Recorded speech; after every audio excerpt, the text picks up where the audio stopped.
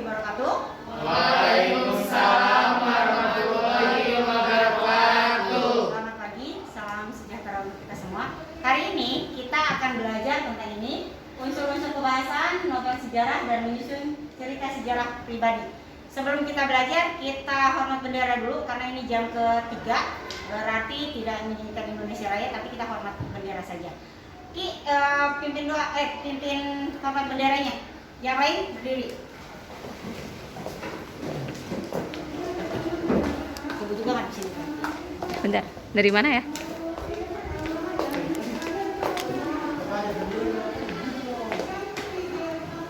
Seluruhnya kepada bendera merah putih. Hormat, gerak, tegak. Duduk kembali. Ya. Kita akan belajar hari ini tentang unsur-unsur kebahasaan, novel sejarah, dan menyusun cerita sejarah pribadi. Sebelumnya akan Ibu beritahu dulu ke kalian peta konsep pembelajaran kita hari ini, yaitu kita masih bercerita tentang teks cerita sejarah. Nanti kita akan membahas unsur-unsur kebahasaannya dan menyusun teks cerita sejarah pribadi. Di unsur-unsur kebahasaan, kita akan membahas ciri-ciri kebahasaan dan unsur-unsur kebahasaan serta memerinci unsur kebahasaannya. Sedangkan di penyusun teks cerita sejarah, kita akan membahas tentang karangan dan memproduksi teksnya.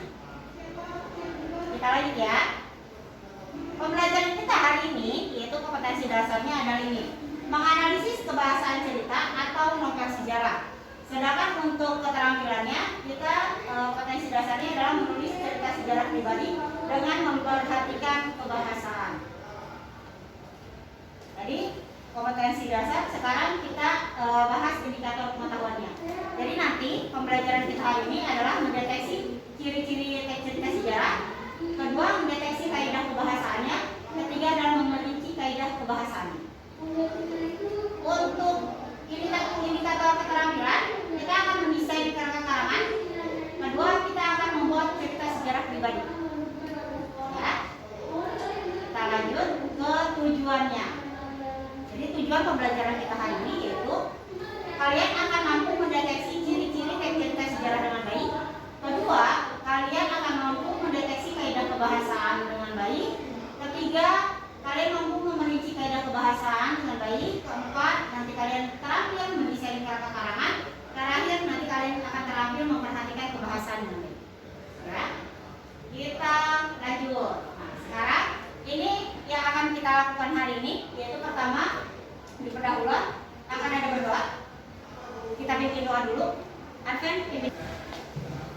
Oke teman-teman, sebelum kita memulai pelajaran pada hari ini, mari kita berdoa menurut agama dan kepercayaan masing-masing. Berdoa dimulai.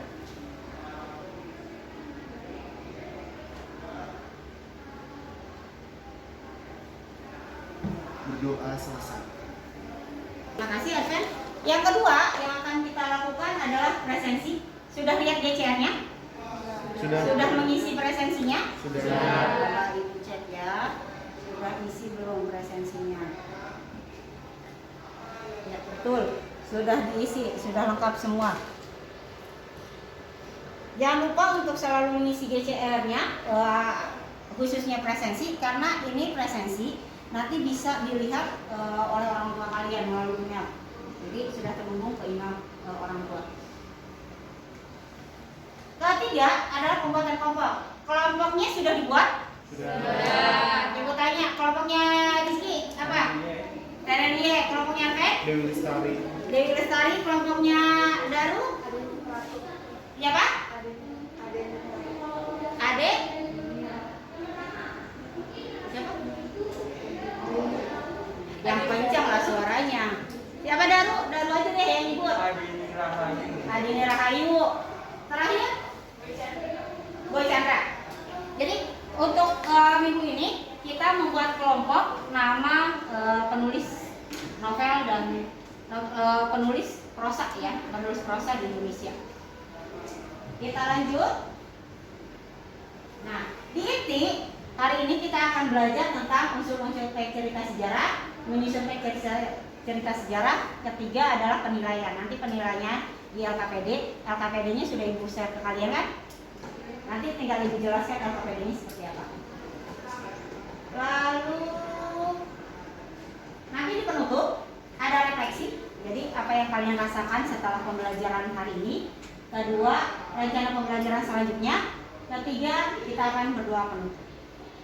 Karena ini jam terakhir, berarti nanti akan menyanyikan lagu daerah. Lagu apa yang dipilih hari ini? Harapan bisa.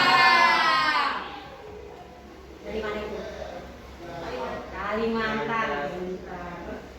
Sekarang kalian buka buku paketnya halaman 36. Coba dilihat ada apakah di situ?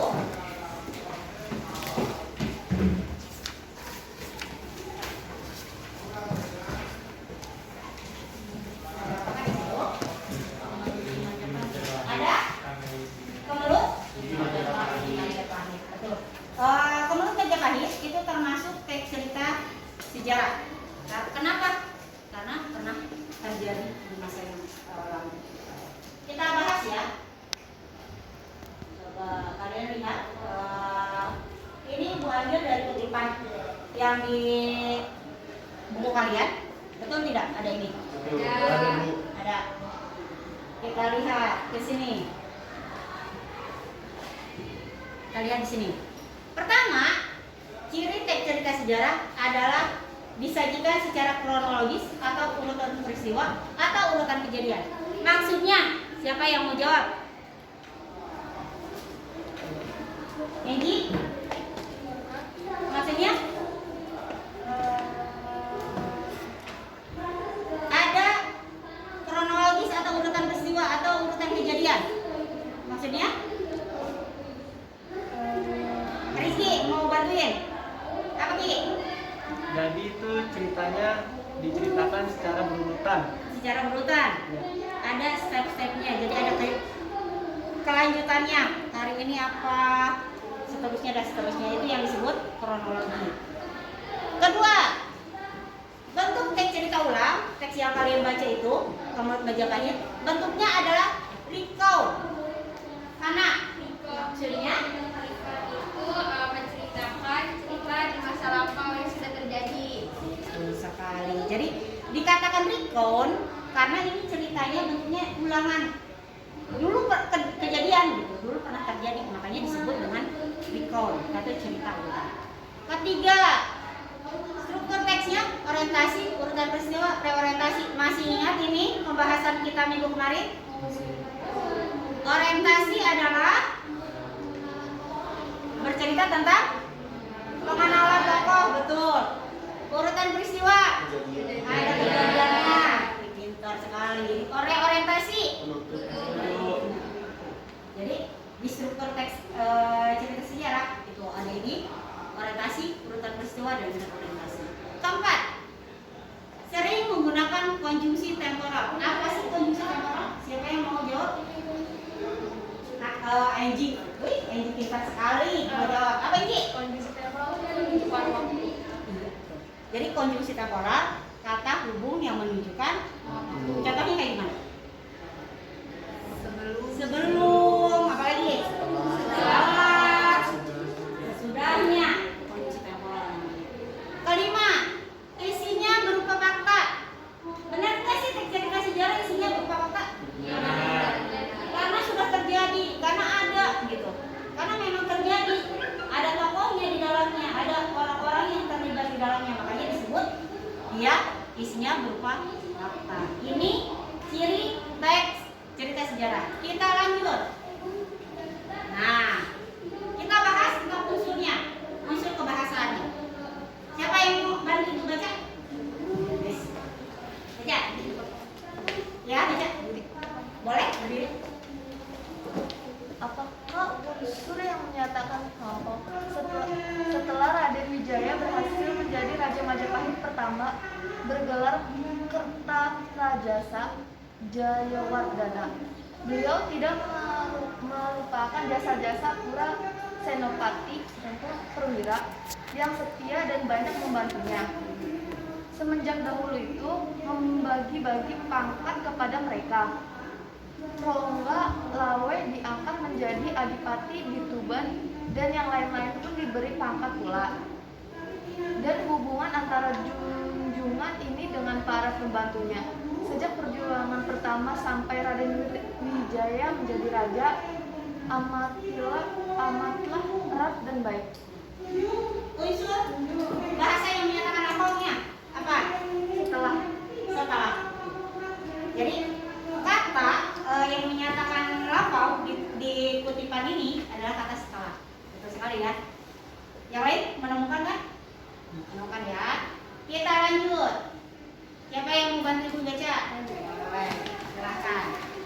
Adakah unsur yang konjungsi temporal? Akan tetapi guncangan pertama yang mempengaruhi hubungan ini adalah ketika Sang Prabu telah menikah dengan 4 putri mendiang Raja Kertanegara. Telah menikah lagi dengan seorang putri dari Melayu. Sebelum putri dari tanah Melayu ini menjadi istrinya yang kelima, Sang Prabu Kertarajasa Jayawardhana telah mengawini semua putri mendiang Raja Kertanegara. Hal ini dilakukannya karena beliau tidak menghendaki adanya Kertanegara itu semua menjadi istrinya sehingga tidak akan timbul dendam dan perbuatan kekuasaan kelak. Konjungsi temporalnya dari paragraf ini yang mana? Sebelum. Konjungsi temporal tadi kan kata hubung yang menyatakan waktu, ada hubungan waktu di dalamnya. Betul ya? Kita lanjut. Siapa yang membacakan? Pak, ayo. Boleh. Adakah unsur yang verba material? Pengangkatan ini memang banyak terpengaruh oleh bujukan darah petak. Mendengar akan pengangkatan patih ini, merahlah muka Adipati Ronggolawe. Ketika mendengar berita ini, dia sedang makan. Seperti biasa dilayani oleh kedua orang istrinya yang setia, yaitu Dewi Martorogo dan Tirtowati. Mendengar berita itu dari seorang penyidik yang datang menghadapi pada waktu sang adipati sedang makan, Ronggolawe marah bukan main. Nasi yang sudah di kepalanya itu dibanting ke atas lantai dan karena dalam kemarahan jadi sang adipati menggunakan aji kedidayaannya. Maka nasi sekepal itu amblas ke dalam lantai. Kemudian terdengar bunyi berkerotok dan ujung meja diremasnya menjadi hancur. Verba material apa sih? Kata kerja yang menyatakan perbuatan fisik, betul. Nah, di teks ini verba materialnya apa? Dengar. Apa lagi? Ya, banyak ya di teks ini ya. Kita lanjut lagi. Frasa adverbial. Siapa yang mau bacain? Boleh. Tak lama kemudian, hanya suara derak kaki Mego Lamat yang berlari congklang yang memecah kesunyian gedung kadipaten itu mengiris perasaan dua orang istri yang mencinta dan mengkhawatirkan keselamatan suami mereka yang marah-marah itu. Pada waktu itu, Sang Prabu sedang dihadapi oleh para senopati dan penggawa. Semua penghadap adalah bekas kawan-kawan seperjuangan Ronggolawe dan mereka ini terkejut sekali ketika melihat Ronggolawe sedang menghadap raja tanpa dipanggil. Padahal sudah agak lama Adipati Tuban ini tidak datang menghadap Sri Baginda. Sang Prabu sendiri juga memandang dengan alis berkerut, tanda tak berkenan hatinya. Namun karena Ronggolawe pernah menjadi tulang punggungnya di waktu beliau masih berjuang dulu, Sang Prabu mengusir ketidaksenangan hatinya dan segera menyapa Ronggolawe. Di dalam kemarahan dan kecewaan, Adipati Ronggolawe masih ingat untuk menghancurkan sembahnya. Akan tetapi setelah semua salam tata susila ini selesai, serta-merta Ronggolawe menyembah dan berkata suara dengan lantang. Perasaan tergila apa sih? Apa kak? Rasa yang menyatakan keterangan. Keterangan ada apa aja? Waktu. Suasana. Sekarang di sini yang menyatakan waktu. Tak lama kemudian. Yang menyatakan tempat. Gedung Kadipaten. Gedung Kadipaten, betul. Suasana? Kecewaan. Kesunyian. Terus mengkhawatirkan ya. Nah, ya. Jadi perasaan adverbial adalah frasa yang menyatakan keterangan. Keterangan kita tahu ada tempat, suasana, dan waktu. Kita lanjut.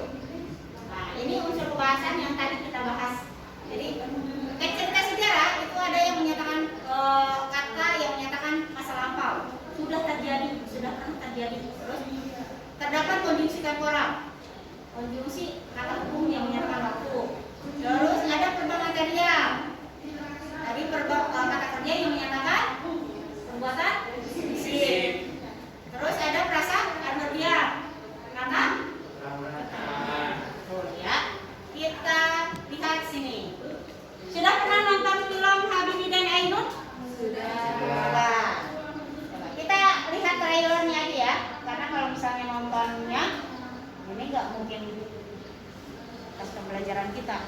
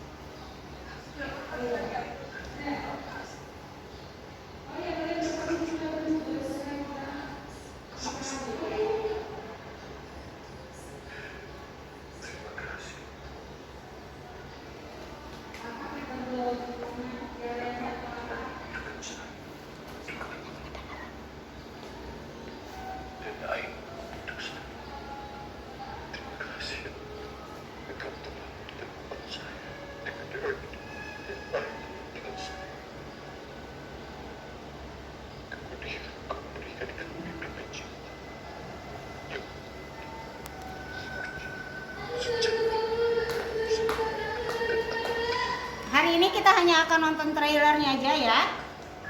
Ntar untuk nonton semuanya nanti kita tonton sama-sama kalau waktunya masih cukup. Ada yang mau cerita nggak ke Ibu? Film ini bercerita tentang apa sih? Ini kan diangkat dari novel loh. Tahu nggak kalau misalnya ini diangkat dari novel? Betul? Tahu ya? Dengan judul yang sama, Habibie dan Ainun juga. Nah, ada yang mau cerita? Cerita? Ayo.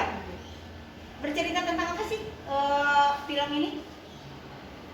Ada yang tahu? Ayo. Tante?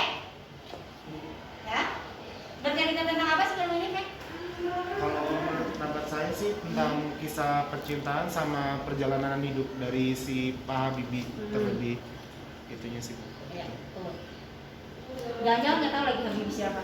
Tahu. Ada yang nggak tahu Pak Habibie siapa? Tahu. Tahu ya? Presiden keberapa? 3. Jadi cerita tentang ini sebenarnya dari novel diangkat menjadi film, film Habibie Ainun. Jadi berceritanya yang tadi saya bilang, ini perjalanan hidupnya Pak Habibie. Dan memang terjadi gitu. Waktu dia kuliah di Jerman, terus menikah dengan Ibu Ainunnya dibawa ke Jerman, sampai Ibu Ainunnya meninggal. Jadi diceritakan di dalam novel ini, gitu ya. Akhirnya diangkat menjadi film. Luar biasa, iya ceritanya. Ini kita sehidup semati ini. Nah, sekarang kalian nonton film Habibie dan Ainun, lihat tidak itu filmnya tersusun secara runtuh? Iya. Tuh. Kenapa sih kok bisa? Kenapa? Ada? Kerangka-karangannya. Kerangka-karangan. Sekarang ibu tanya, ada yang tahu nggak sih kerangka-karangan itu apa? Apa kerangka-karangan? Kerangka-karangan apa? Kerangka karangan adalah rencana penulisan yang memuat garis-garis besar dari suatu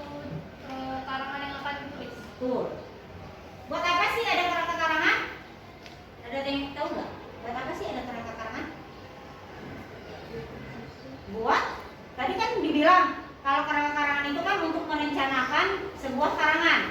Nah, kalau rencana ketika kita mau jalan nih, kenapa sih dibuat rencana? Supaya apa? Supaya sesuai apa yang kita inginkan, makanya dibuatlah karangan itu. Caranya gimana membuat karangan? Nah ini, jadi ketika kalian mau membuat karangan harus ada syarat-syarat karangan yang baik. Pertama, pengungkapan maksudnya harus jelas.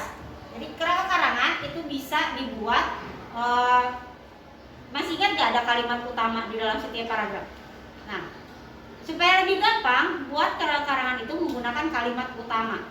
Jadi paragraf pertama mau bahas apa, buat aja kalimat utamanya. Paragraf kedua dan seterusnya. Tapi kalian juga harus ingat kalau misalnya di teks cerita sejarah itu kan ada orientasi, ada urutan peristiwa, sama ada reorientasi. Jadi harus sesuai itu juga. Gitu ya. Kedua, tiap unit dalam karangan hanya mengandung satu gagasan. Makanya tadi Ibu bilang, buat aja satu kalimat utama.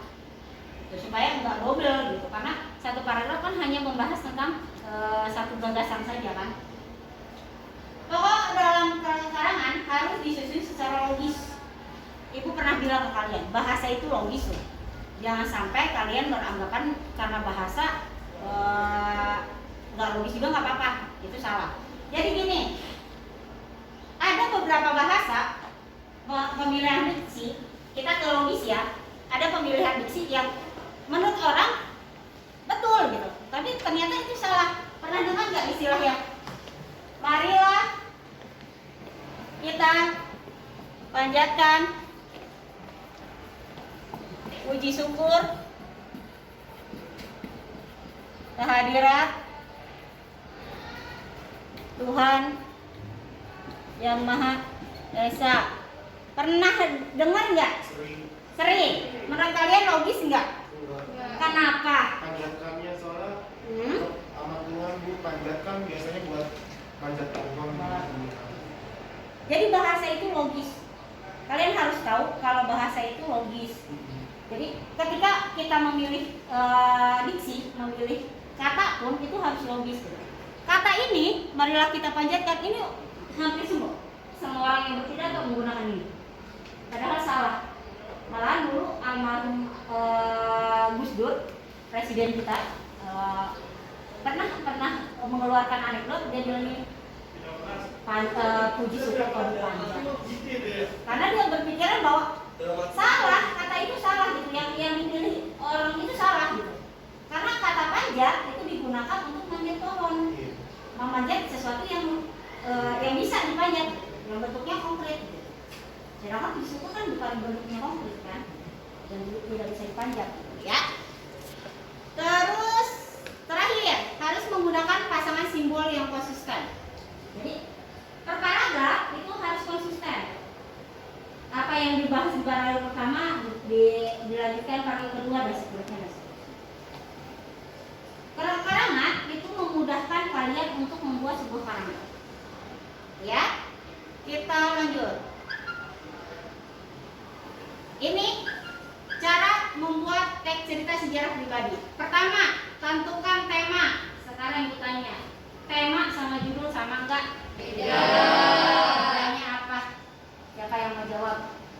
Nah, kenapa beda Kak? Kalau tema itu inti cerita, kalau judul itu gambaran keseluruhan isi cerita. Jadi kalau kalian masih menganggap bahwa tema sama judul sama, itu salah. Tema itu intinya, dia bercerita tentang apa sih? Sedangkan judul dia bercerita secara keseluruhan. Jadi ketika kita baca judul, kita akan tahu oh ceritanya tentang ini. Habibie dan Ainun, berarti ceritanya tentang siapa? Habibie dan Ainun. Gak mungkin ceritanya tentang si Joko dan si Wiwi misalnya. Ya.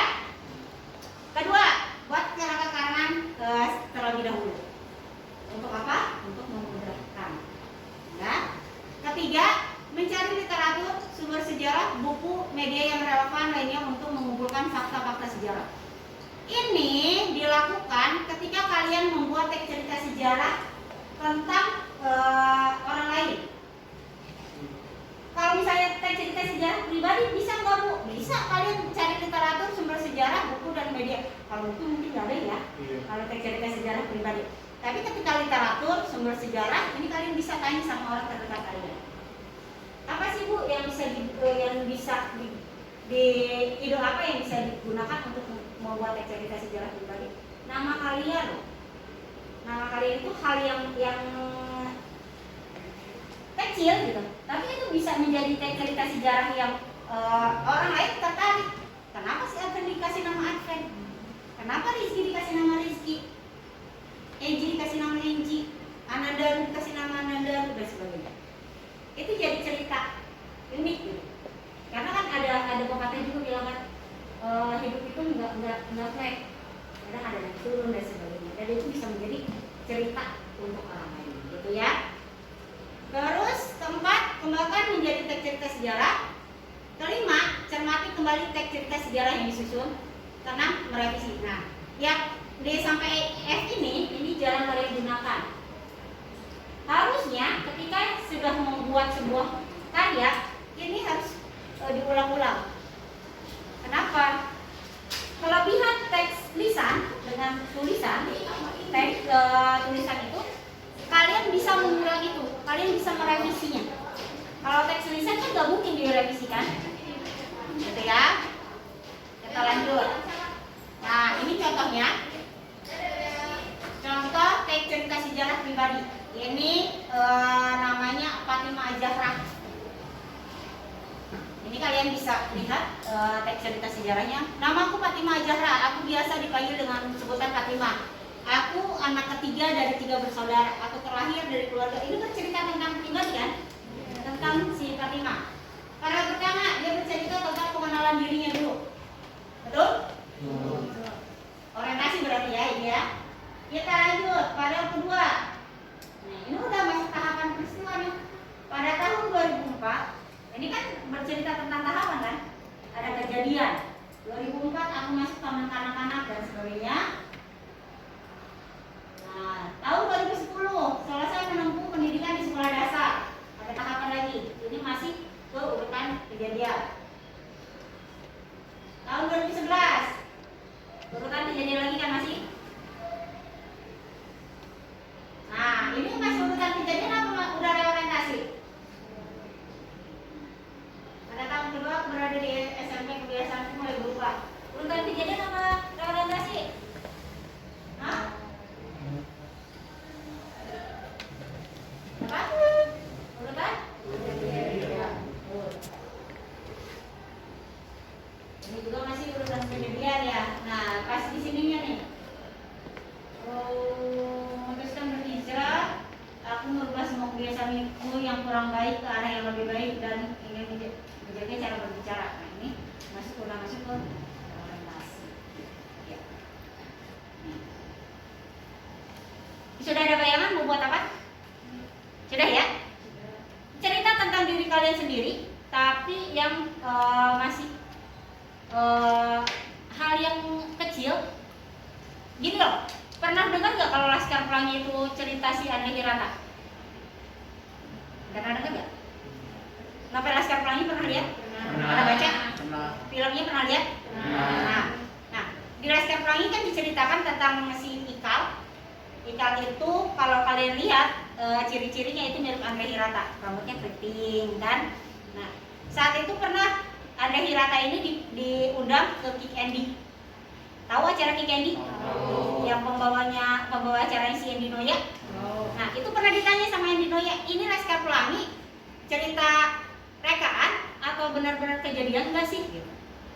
Anda Hirata jawab, ini memang terjadi ke diri saya.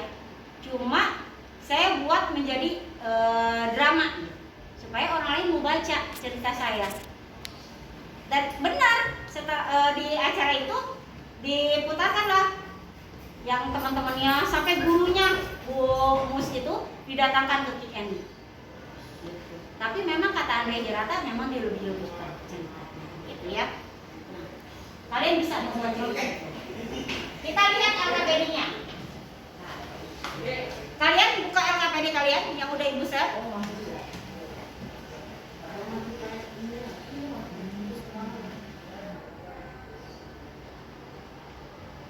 buka LKPD-nya.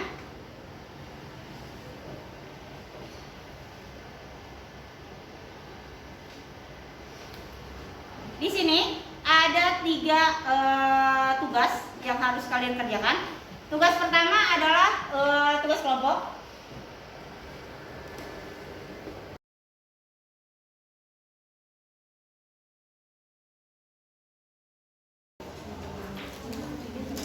Nanti perwakilannya sini siapa yang mau ngomong?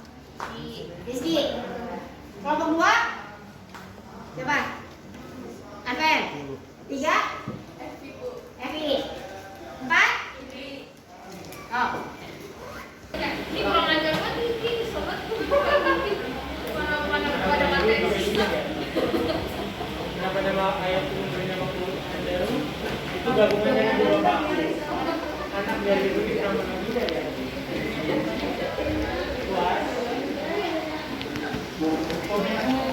Masak. Ayo habis Mas 10 menit ya.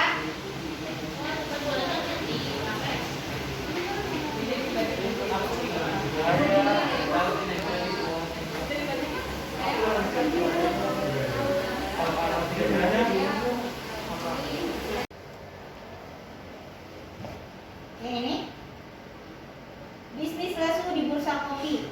Ini teks cerita sejarah tentang Max Havelaar. Pernah dengar nggak Max Havelaar? Multatuli, pernah dengar? Yang orang Banten asli siapa? Angkat tangan. Ada orang Banten asli nggak? Nggak ada.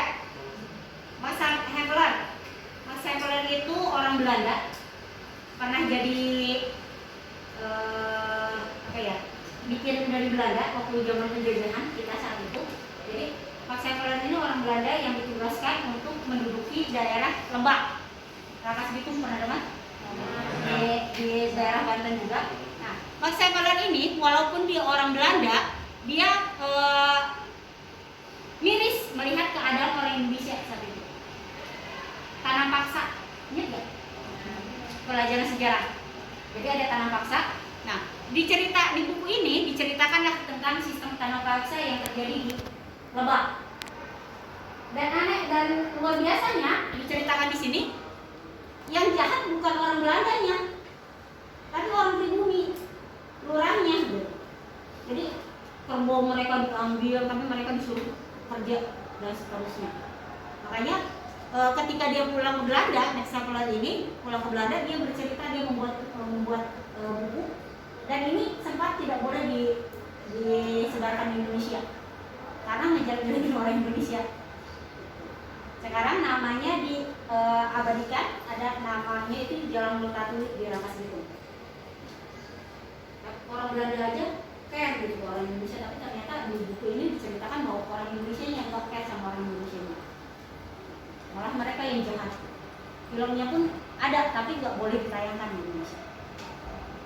Ya, nah ini yang ibu ambil karena menurut ibu kalian harus tahu tentang sejarah Banten khususnya.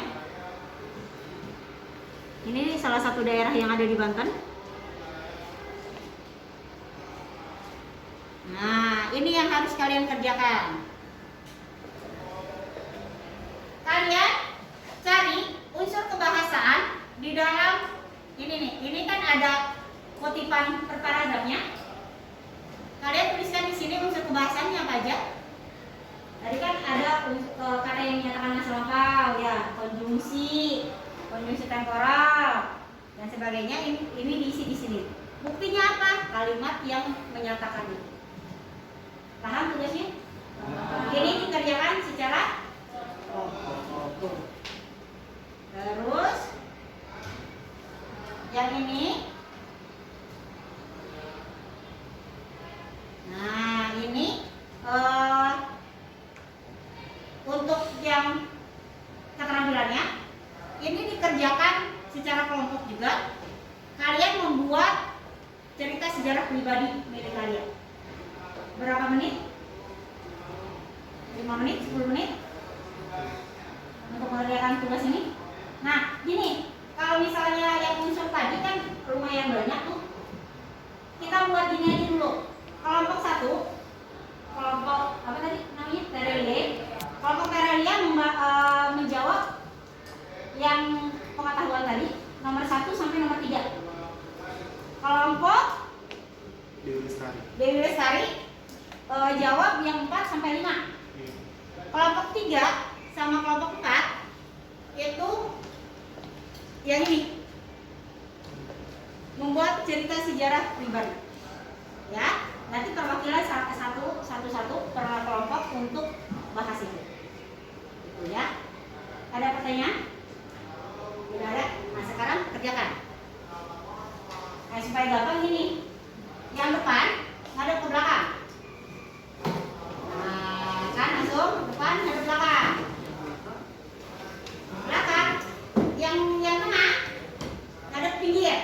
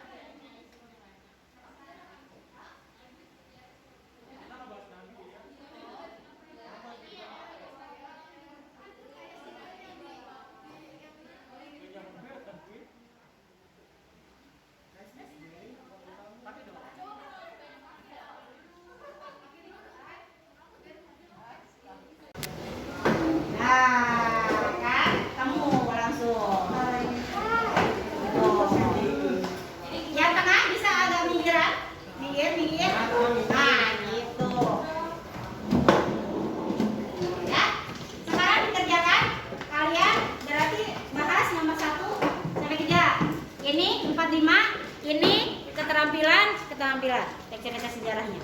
Kita beri waktu 10 menit ya.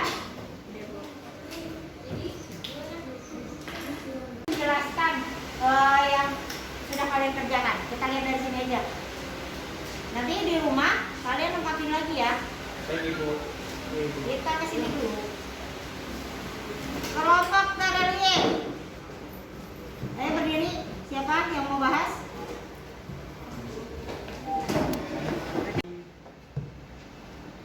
Assalamualaikum warahmatullahi wabarakatuh. Waalaikumsalam warahmatullahi wabarakatuh. Saya Matis Yakin dari kelompok Tadalie.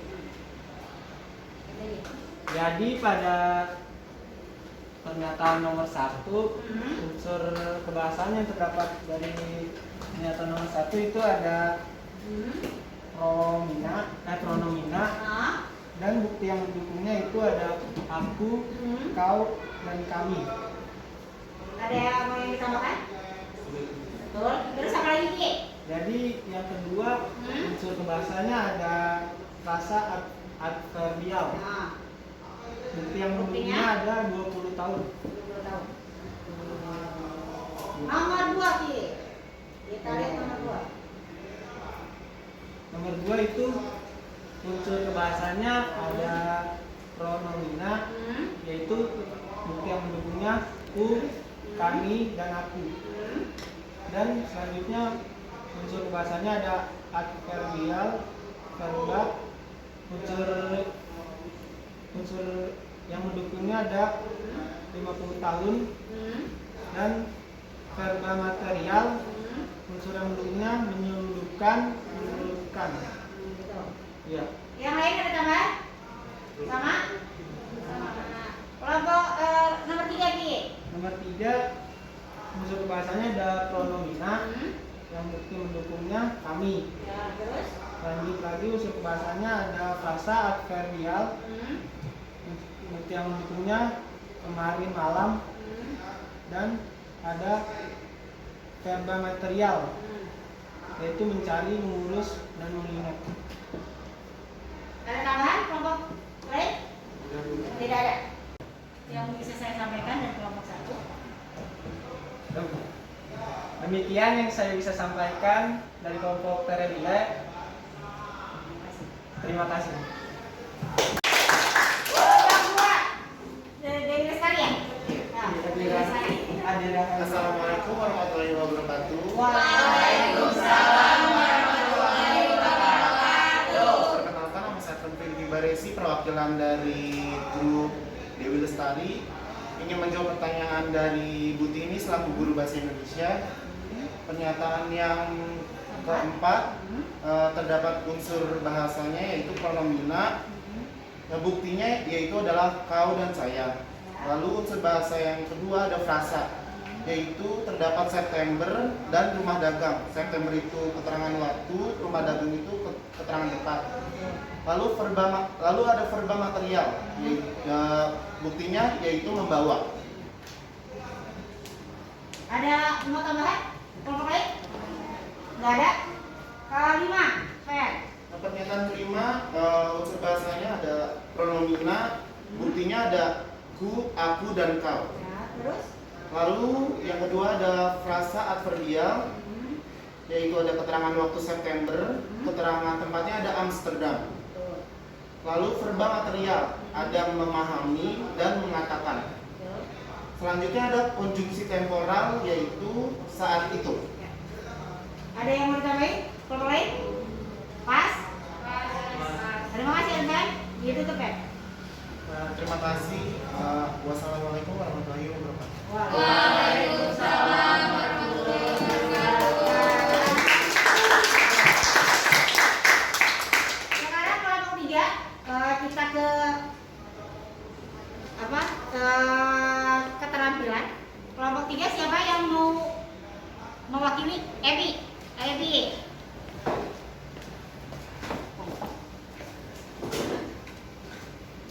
Assalamualaikum warahmatullahi wabarakatuh. Waalaikumsalam warahmatullahi wabarakatuh. Perkenalkan, nama saya Evia Fitiaria dari kelompok Ade Rahayu. Saya akan membacakan tentang cerita sejarah pribadi.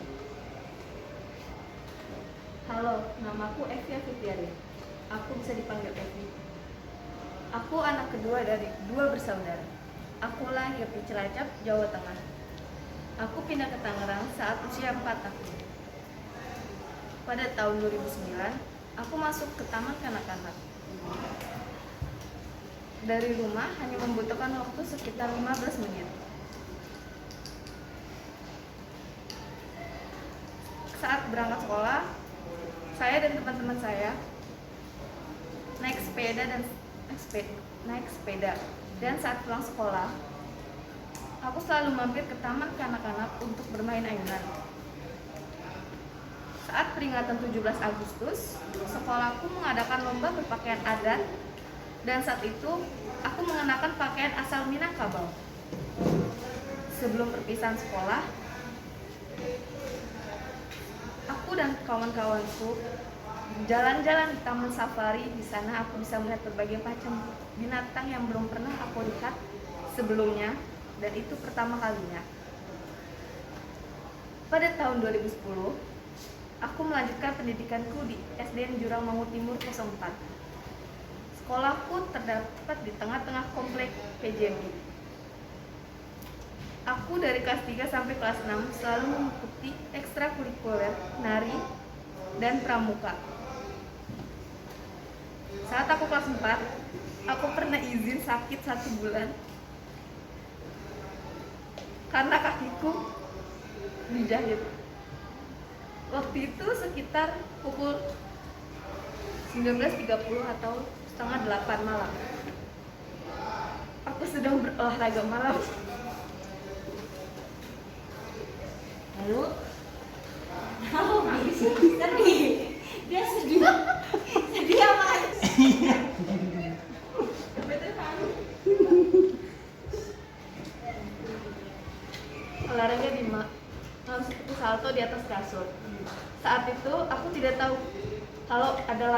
ada piring di lantai. Lalu tidak sengaja saat aku salto, dengkulku terbentur oleh piring. Lalu luka dan dibawa ke rumah sakit Suyoto. Karena lukanya begitu dalam, akhirnya dijahit sekitar 16 jahitan. 16 jahitan luar dan dalam. Dan total semuanya itu selama 2 bulan. Lalu pada tahun 2016, aku kembali berada di sekolah baruku di SMP 13 Kota Tangerang Selatan. Saat hari pertama masuk sekolah, aku dikumpulkan di tengah lapangan untuk mengikuti kegiatan MPLS selama 3 hari. Sampai di akhir MPLS, seluruh siswa disuruh membawa 1 balon gas untuk diterbangkan ramai-ramai. Pada saat kelas 8 semester 2, kami study tour ke Yogyakarta sekitar 3 hari 2 malam. Saat naik kelas 9, aku bertemu dengan teman-teman baru. Saat kelas 9 semester 1, tugas masih aman terkendali dan belum terlalu banyak tugas-tugas lainnya. Saat semester 2, sudah mulai banyak tryout dan ujian praktik, lalu simulasi UN dan UN. Saat lulus, aku perpisahan di gedung UI Syarif Hidayatullah. Pada tahun 2019, aku kembali berada di sekolah baru di SMK Yadi Kalima Pondok Aren. Saat itu, aku ingin mengambil jurusan administrasi perkantoran atau AP. Tapi, aku disuruh untuk mengambil jurusan akuntansi supaya saat lulus bisa bekerja di mana saja. Memasuki jam ke-6. Terima kasih. Karena jurusan akuntansi ini banyak dibutuhkan di mana saja. Saat kelas 10, aku bertemu banyak teman-teman yang baik dan sangat asik. Dan saat kelas 10, aku mengambil ekstrakurikuler futsal. Sampai akhirnya aku keluar dan masuk ke ekskul Jepang. Terima kasih.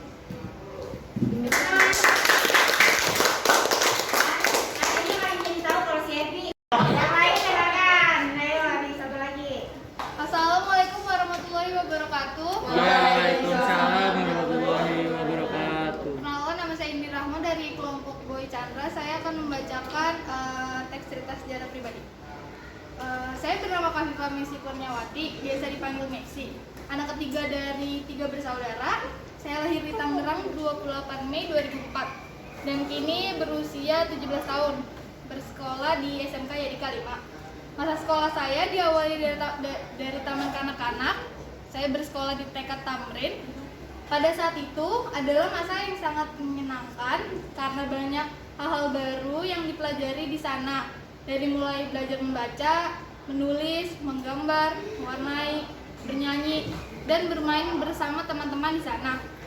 Ada suatu kejadian saat saya sangat suka bermain saat itu dan tidak sabar bertemu dengan teman-teman di sekolah. Saya sampai lupa membawa tas sekolah saya. Lalu ibu saya pulang untuk mengambilnya sambil menegur saya. Setelah saya lulus dari taman kanak-kanak, saya melanjutkan pendidikan di sebuah sekolah dasar negeri yang bernama SD Negeri Pondok Betung 04 yang letaknya cukup dekat dari rumah saya. Masa sekolah dasar juga masa yang menyenangkan karena saya banyak mendapat teman baru dan saat itulah saya mulai tertarik dengan laki-laki. Di SD, saya mendapat lebih banyak pelajaran lagi, mulai dari olahraga, berenang, bermain pianika, dan masih banyak lagi. Tapi ada satu waktu saya terlambat datang ke sekolah saat upacara. Lalu saya menaruh tas saya di rumput belakang barisan upacara. Lalu setelah upacara selesai baru masuk kelas dan ternyata tas saya terkena kotoran kucing. Saya melanjutkan pendidikan di MTS Negeri 13 Jakarta. Di MTS, saya semakin mendapatkan banyak teman baru. mempelajari serta juga mendalami tentang agama Islam di sana. Masa itu adalah masa yang paling menyenangkan menurut saya. Saat MTS, saya sering membolos pelajaran hanya untuk bermain dan pergi ke kantin bersama teman saya. Lalu setelah lulus MTS, saya melanjutkan pendidikan di SMK Yadika 5. Saya mendapatkan banyak teman baru dan mempelajari hal baru. Sebelumnya, belum pernah terpikirkan oleh saya untuk memasuki jurusan akuntansi. Tetapi, karena desakan kakak saya, akhirnya saya memasuki jurusan tersebut. Dan beruntungnya, saya mempunyai teman-teman yang membantu dalam mempelajari pelajaran tersebut. Masa ini adalah masa yang menyenangkan. Tapi sayang, belum ada setahun masuk pada kelas 10, sekolah harus diliburkan karena pandemi COVID-19 yang datang. Tetapi saya tetap bersyukur karena saya memiliki teman-teman yang baik sampai saat ini. Masa-masa sekolah mulai dari taman kanak-kanak, sekolah dasar, SMP hingga SMK, cukup banyak kenangan yang tercipta. Suka duka bersama teman-teman memang begitu berharga. Apalagi hingga saat ini, saya juga masih sering berkomunikasi dengan teman-teman sekolah saya. Demikian dari saya. Assalamualaikum warahmatullahi wabarakatuh.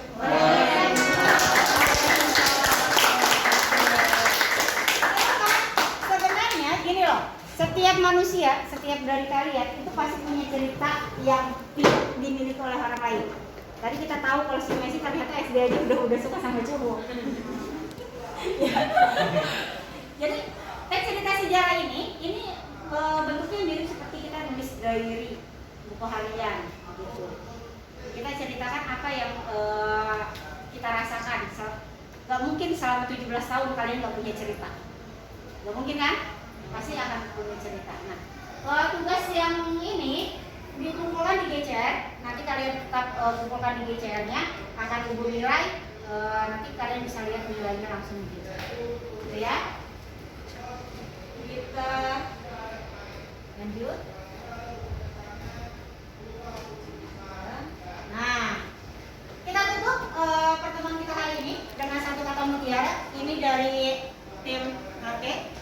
Kerja keras mengalahkan bakat saat bakat tidak bekerja keras. Tahu maksudnya? Ada yang tahu maksud si tim bilang seperti ini? Ada yang tahu? Jadi biasanya kan orang berpikiran gini, saya mah nggak punya bakat. Tapi kita tidak berpikir bahwa bakat itu ketika kita tidak bekerja keras itu tidak akan jadi apa-apa. Jadi jangan berpikir saya nggak punya bakat makanya saya nggak bisa. Tapi saya bisa karena saya mau, karena saya ingin. Saya bekerja keras dan saya masih bisa, gitu ya. Jadi itu motivasi kita hari ini. Untuk pembelajaran minggu depan kita akan bahas tentang teks editorial. Minggu ini selesai untuk pembahasan teks cerita sejarah. Minggu depan kita akan bahas tentang teks editorial. Kita tutup dengan refleksi. Siapa yang mau mengungkapkan apa yang dirasakan setelah pembelajaran hari ini? Daru, silakan Daru. Dari yang sesudah yang dibahas dari tadi, kita tahu kalau teks cerita sejarah itu kayak mengulang masa lalu yang sudah kita lewati atau yang sudah terjadi. Nah. Ya, terima kasih. Sama-sama Daru. Jadi teks cerita sejarah cerita tentang pengulangan apa yang sudah kita lakukan. Ya. Kita sudah belajar tentang unsurnya, kita belajar juga tentang cara membuatnya. Ya. Karena ini jam terakhir, berarti seperti biasa kita nyanyi lagu apa tadi? Siapa yang mau jadi pemimpinnya? Enji, sini. Nyanyikan. Maka teman-teman kita menyanyikan lagu Apa-apa Pisang dari Kalimantan. Berdiri semuanya. Ini juga nyanyi. 1, 2, 3. Nah gini, karena lagunya semangat.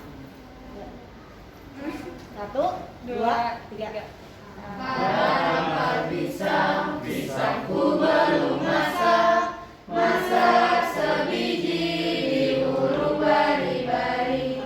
Masak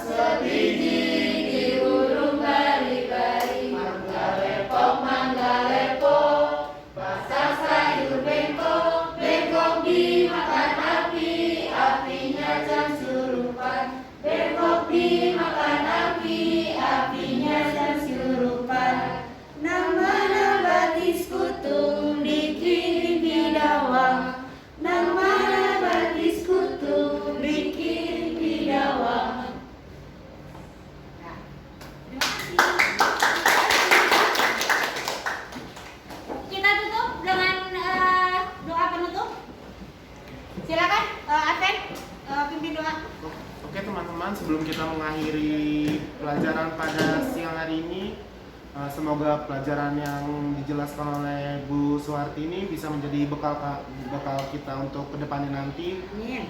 Mari kita berdoa menurut agama dan kepercayaan masing-masing. Berdoa dimulai.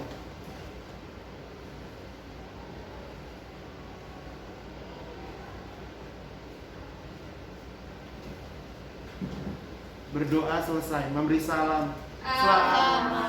Selamat siang, Bu. Selamat siang. Terima kasih untuk pembelajaran kita hari ini. Sampai ketemu lagi minggu depan. Tetap jaga kesehatan ya. Siap, terima kasih Bu. Terima kasih.